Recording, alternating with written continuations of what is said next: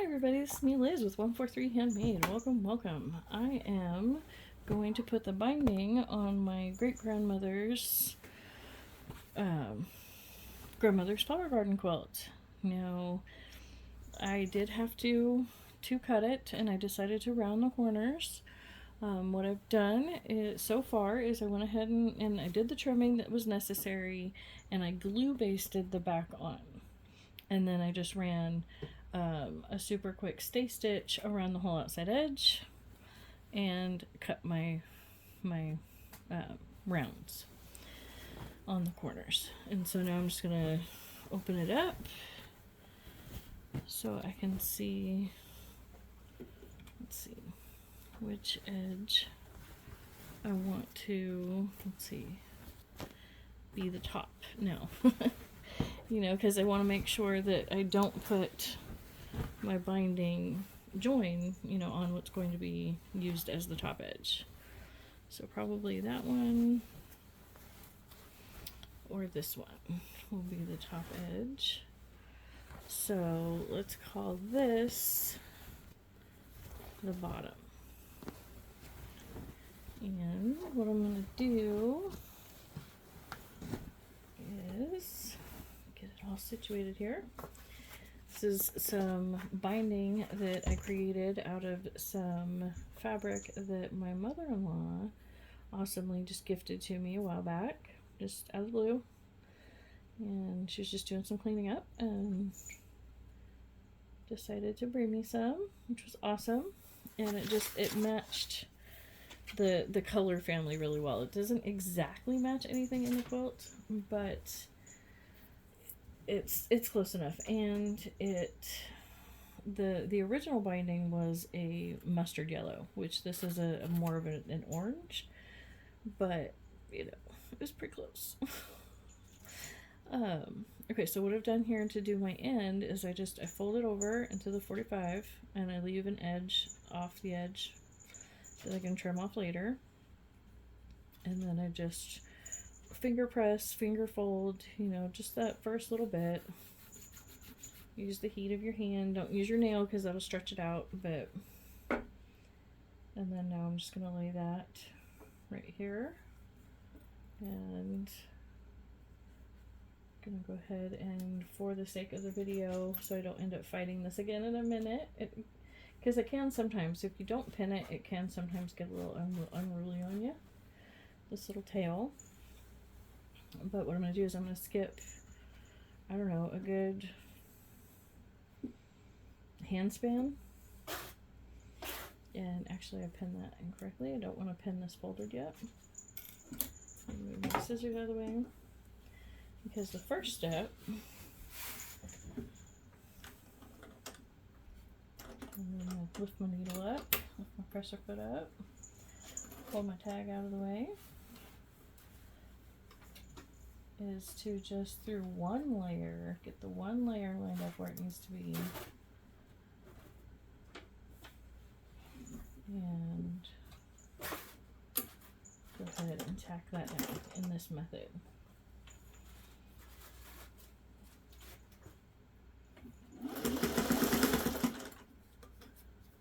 Tag. Now you will be doing a little bit of a double seam here. So this can be a small, like little tiny 1/8 of an inch little seam. You're just trying to anchor that edge to make it easier to work with in a minute. I'm gonna go down, I like to go down about 1 foot. And then back onto my little leader ender, get off of there, go fly. There we go. And then you come back up, you fold this over, and you want to leave that open. Come back, find where you stopped, fold over right about there, and I like to put a little pin there. That's not going to be there here when you start sewing, that's just to mark the spot.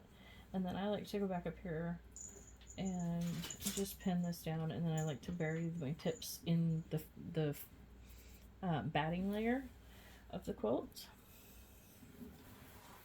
And then I'm going to get this back up in here, fold these layers over, so that way you just begin binding, you know, normalish. But see, this is where they came together, so I want to start about, you know, an inch above that. Again, I'm going to lift my needle up and pull my leader ender out of the way, put my needle back down, pull this off apparently, and get that needle out of the way, like so. And then get the next, you know, however long you feel comfortable working. For me, it's the space between the needle and when I just sit back in my chair. That's how much I get lined up, you know, and I get all ready to go. And then I kind of pinch that with my right hand, and gently get going, guiding it with my left.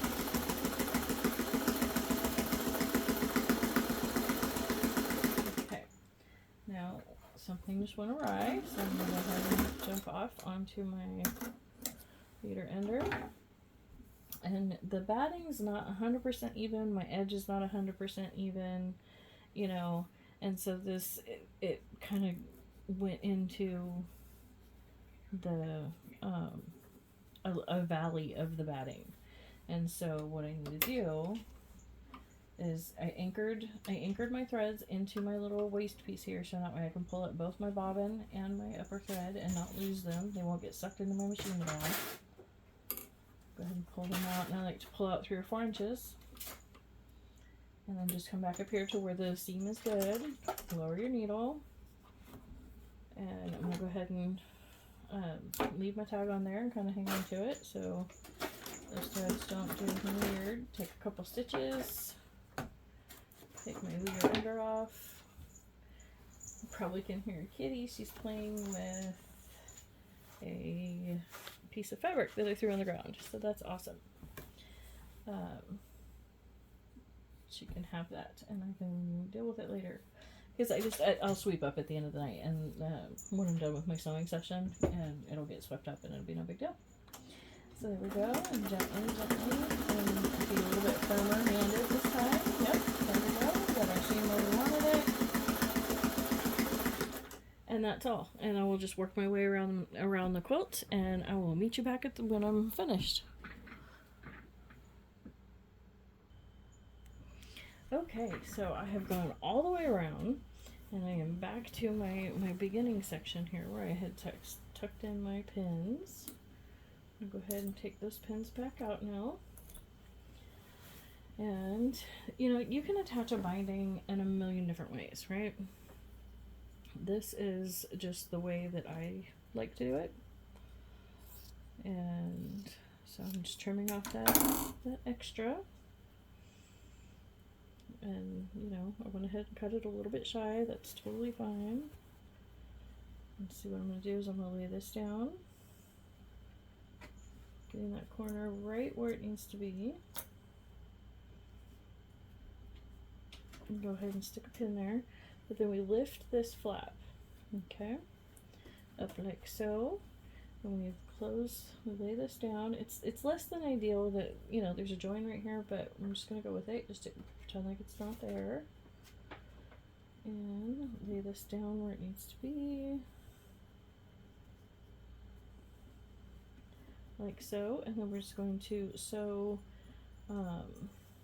down to, not you can join this stitching if you want. It's not really necessary, but you want to sew down past where this is going to cover when it folds over.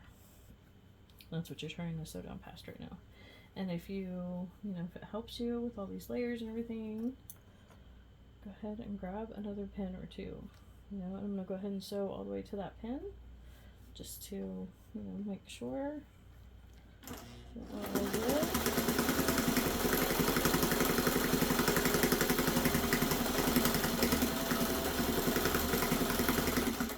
I really shouldn't have sewn over that pin. I was lucky that time, it was safe. Don't do that. Okay, now what I'm going to do is I'm going to turn this needles down to the side. And I'm going to sew off onto my little tabby so you guys can really see what's happened here. Okay, so we've just come down like normal. Got our other piece tucked in. See that? Sewed one down. And now we've got this tail. So what I'm going to do is I'm going to fold it, lay it on here, and it's okay that it's kind of, you know, half under, half on top of that.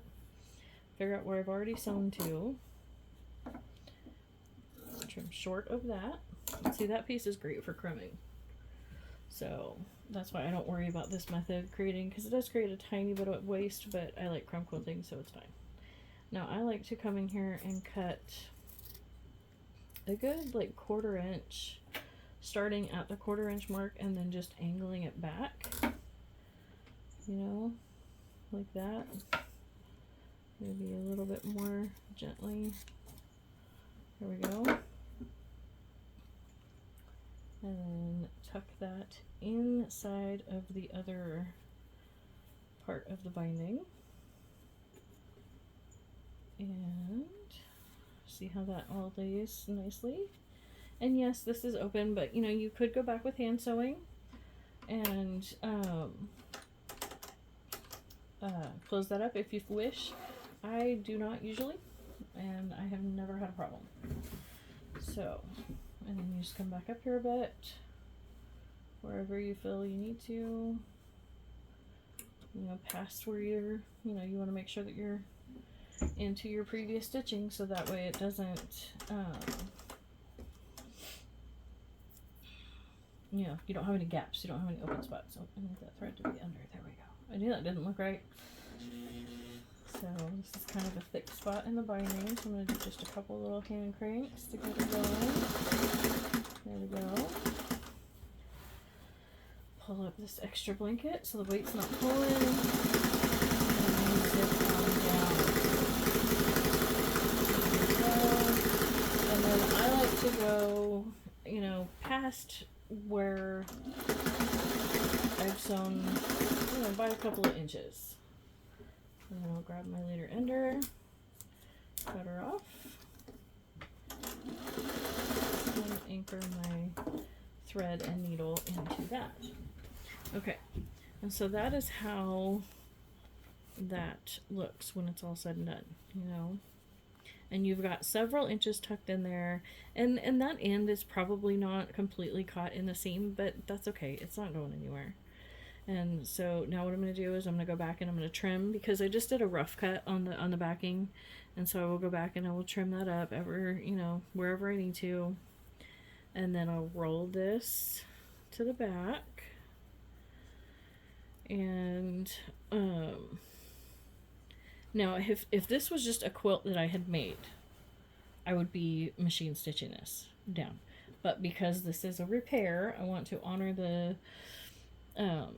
you know, the essence of the handmadeness of it, and so I am going to do the blind stitch, the binding stitch by hand onto the back.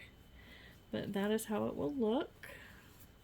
It's that gold on the back like that, and then that is how the front looks. So after I get that all done, I will do a quick share video outside. It's springtime, so I should be able to get some really good light. Thank you so much for joining me, and I hope that gave you an idea for a different kind of binding end. If you just can't, you know, you don't like doing the sewing the ends together thing, because I can't do that. I'm not that precision. I can't do it. Thank you, Secret, for helping. Thank you, Secret. This is my daughter's kitty, Secret. Oh, my girl. So, thank you so much. I can't wait until next time.